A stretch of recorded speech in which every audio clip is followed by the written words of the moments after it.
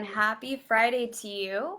I'm starting a tiny bit early today because I think, 6 meetings today, and I think this is the only time I can squeeze this in. But I'm really excited to be here, and today we are going to delve into tips on setting healthy boundaries. And I want to also preface that for next week, we are going to be talking about setting boundaries in different arenas. So, with different people, with family members, with your significant other, with in laws, all of that. We're going to go into detail about different examples and different ways I've seen this show up in my own life and in client lives, and just examples to help you really wrap your brain around what does this look like? How do I identify them? And what language, what words could I use to actually set these boundaries? Because I know for many of us, if we've never seen people set boundaries in a healthy way, we don't really know what that looks like. And we may not have the language or vocabulary to set boundaries in ways that are effective. Because you may have tried setting boundaries before, and there's different reasons why people may not respect them. And there's different ways of empowering yourself or saying it in a way that you can feel good about internally, but also that are just more effective long term because you have the consequence that really matches that boundary too. So we will go into what that looks like, different examples of consequences, but that's all for next week, Monday through Fridays videos. So I'm really excited to do that because I think sometimes we can go over the generalities of all these different things, but it's so nice to go into the details and see it tangibly and have those examples and have the language and words for it. So I'm excited to do that. Today we're just going to talk about the general tips on how to set boundaries. This is also really important and something that was really eye-opening for me when I first started setting boundaries in my life. And I'll kind of explain the parts that were a bit surprising to me or that I even struggled with for myself. So let's delve into it. When you identify the need to set a boundary, do it clearly, calmly, and firmly, and in as few words as possible. So when I first started setting boundaries, I would go on these like long tangents and I would try to explain to the other person because I think there was this part of me that just really wanted them to understand where I was coming from. And I think in my brain, I was like, if they understand where I'm coming from, they're more likely to respect it or they will respond better to this boundary. But at the end of the day, what actually ended up happening was I'd go through this lengthy thing and then the person's eyes would glaze over and they'd still probably respond the way that they were going to respond. And I was really, at the end of the day, it probably made me look less certain of my boundary because I was trying to explain it, right? Like it's almost like when a person goes into defense mode, like it doesn't actually make them look like they feel secure or confident about what they're saying. And so I'd really encourage you that when you do set a boundary, do it calmly and firmly and do it in as few words as possible. Don't feel like you have to justify, get angry, or apologize for the boundary you're setting. So definitely don't say sorry for it because, I mean, at the end of the day, we aren't sorry for protecting ourselves and having safety barriers in place. Like that is a healthy, good thing that we are doing for ourselves and for that other person.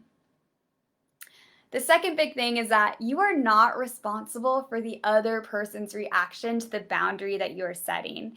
And I think, again, that this is one of the biggest barriers for people because they get really afraid about how somebody's going to respond. And sometimes that's completely legitimate. Like if they are violent or unsafe, again, this may not apply. But I think for other people, they just have a hard time letting people be in pain or anger or sadness.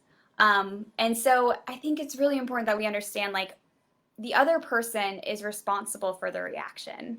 And often if they do respond in pain and anger, then it's likely something that they're actually needing to work on. And sometimes people need to feel that pain or that sadness or that anger to realize that they are not acting in alignment with their true healthy self.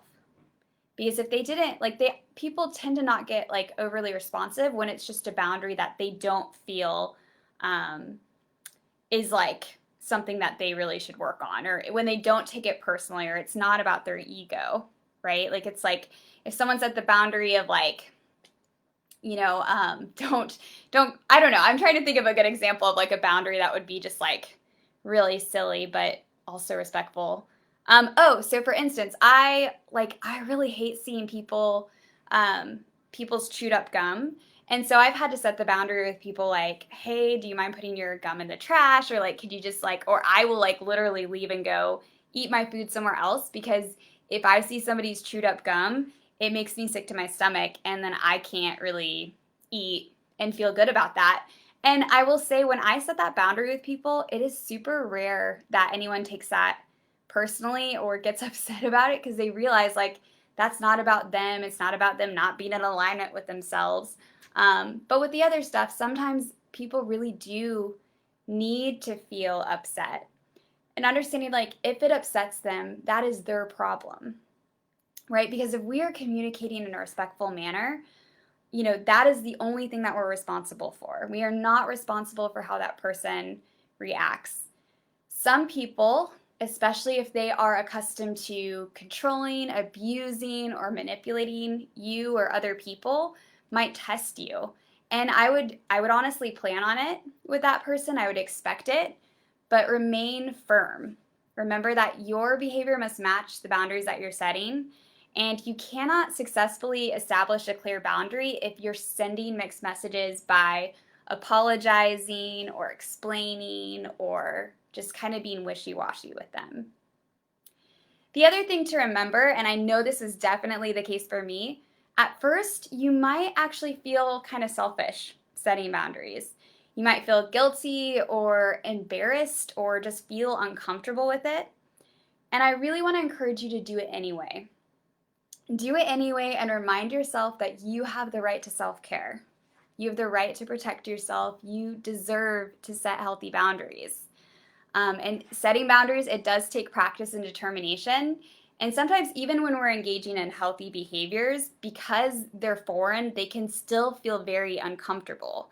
So the fact that it feels uncomfortable doesn't necessarily mean that it's bad or wrong for us, but it's just the process of getting used to standing up for ourselves and doing self-care.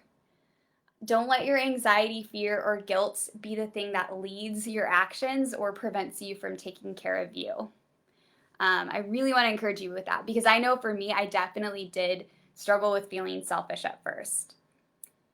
If you feel yourself feeling anger or resentment or find yourself whining or complaining about something, you probably need to set a boundary.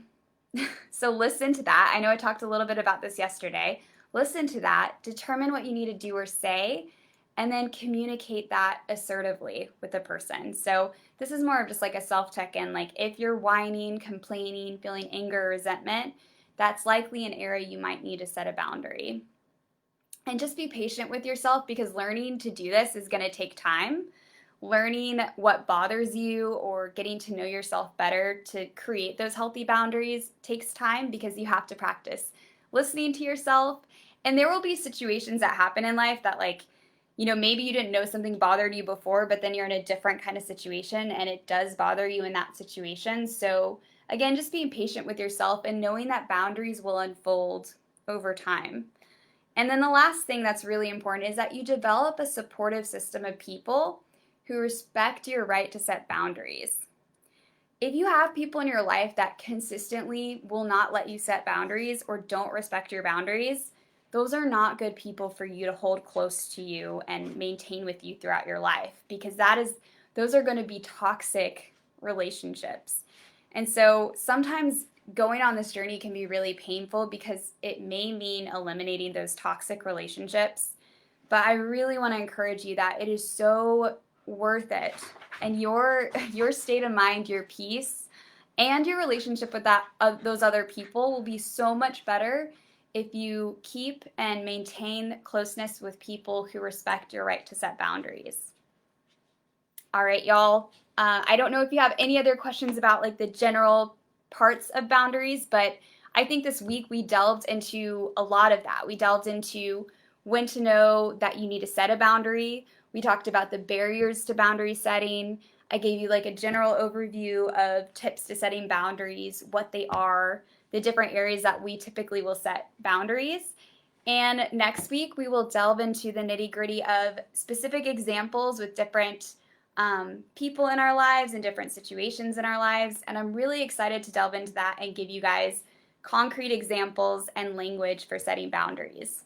Let me know if there's a specific like person or event or situation you'd like for me to cover as far as those specific boundary examples and those examples of consequences.